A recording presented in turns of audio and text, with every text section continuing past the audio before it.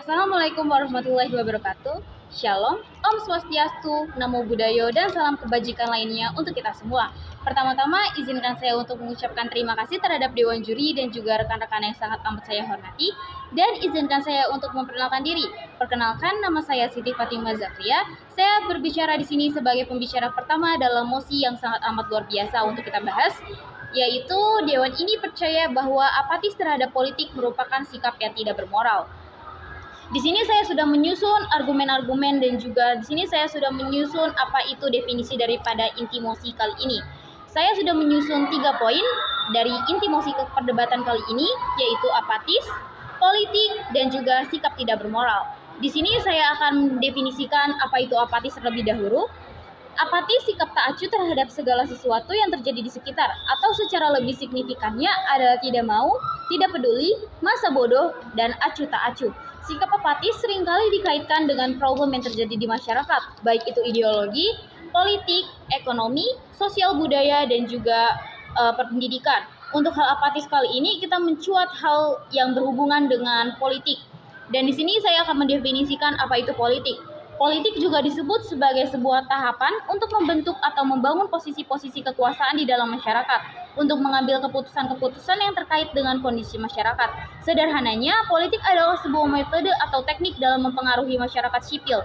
Dalam pelaksanaannya, politik merupakan sebuah perilaku atau kegiatan-kegiatan yang dilakukan untuk mewujudkan segala macam kebijakan dalam tatanan negara agar dapat merealisasikan cita-cita dan tujuan negara. Dan di sini untuk poin terakhir saya akan mendefinisikan yaitu moral. Moral adalah standar perilaku yang memungkinkan setiap orang untuk dapat hidup secara kooperatif dalam suatu kelompok. Dan sikap yang tidak bermoral adalah sikap yang menentang norma, kepercayaan, dan nilai-nilai yang ditetapkan dalam kode moral yang mengatur perilaku kelompok sosial tertentu. Mereka didasarkan pada apa yang disebut anti-valores, yaitu kebalikan dari nilai moral yang diterima. Dalam melakukan politik, hendaknya ada tindakan moral. Tindakan moral dalam politik disebut etika politik. Etika politik bertujuan untuk mempertahankan prinsip-prinsip moral yang digunakan untuk mengatur politik di dalam masyarakat. Tujuan dari etika politik berkaitan dengan cara pertanggungjawaban politikus terhadap tindakan politiknya dan legitimasi moral. Dan di sini izinkan saya untuk menyampaikan argumen-argumen yang sudah saya susun menurut para ahli dan juga argumen-argumen yang sudah saya pastikan strukturnya. Di sini sebagai masyarakat yang patuh terhadap hukum, seharusnya masyarakat tidak apatis terhadap politik. Karena pelaksanaan hak politik dijamin oleh Undang-Undang 1945 pada pasal 27 ayat 1 yang berbunyi, segala warga negara bersamaan kedudukannya di dalam hukum dan pemerintahan dan wajib menjunjung hukum dan pemerintahan itu dengan tidak ada kecualinya. Dan di sini apatisme politik baik di negara yang sudah mapan dengan demokrasi maupun yang masih dalam proses konsolidasi seperti Indonesia jelas sangat amat tidak menguntungkan. Dampak dari sikap apatis ini terutama adalah sikap penolakan terhadap kebijakan pemerintah yang menyebabkan banyaknya masyarakat yang semakin semena-mena dalam kebijakan pemerintah dan menghambat majunya sebuah negara. Dan tidak adanya hak dalam proses bermasyarakat.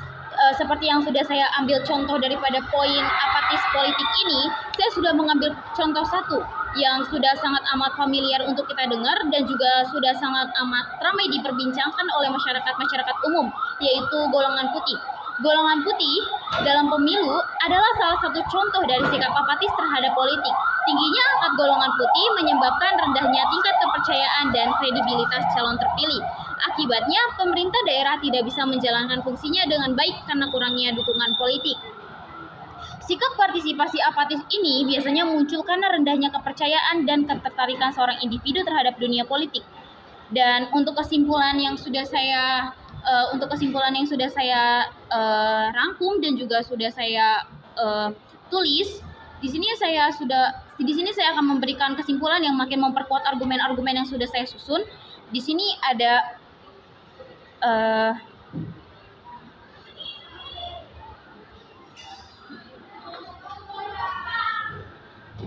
dengan sudah tercapainya atau sudah tersampaikannya argumen-argumen yang sudah saya susun tadi, di sini saya akan menjabarkan kesimpulan daripada mosi debat kali ini. Apatisme politik hanya bisa diatasi dengan kepemimpinan visioner, jujur, adil, dan tegas. Kepemimpinan yang tidak jujur dan tidak adil, sentiasa gamang dan tidak tegas, mengakibatkan terjadinya koalisi dan perselisihan politik semu, karena sebenarnya tetap berlangsung pergumulan politik yang intens secara terselubung. Dalam situasi ini sulit mengharapkan solidaritas dan kebersamaan dalam mengatasi berbagai masalah bangsa. Kepemimpinan yang dapat mencegah apatisme dan frustasi politik adalah kepemimpinan yang bertumbuh pada integritas, kepemimpinan yang menyatu antara perkataan dan perbuatan, tidak sekedar berbahasa basi untuk menyenangkan semua orang. Hanya pemimpin dengan integritas yang dapat memberikan inspirasi dan semangat bagi setiap mereka yang memegang tanggung jawab dalam perbaikan kondisi bangsa untuk berbuat lebih baik dan terbaik. Sekian argumentasi dan juga kesimpulan yang sudah saya sampaikan. Maka dengan ini saya 100% menyatakan, saya dengan lantang, jelas dan juga mantap menyatakan bahwasanya saya pihak pro dalam mosi kali ini. Terima kasih. Wassalamualaikum warahmatullahi wabarakatuh.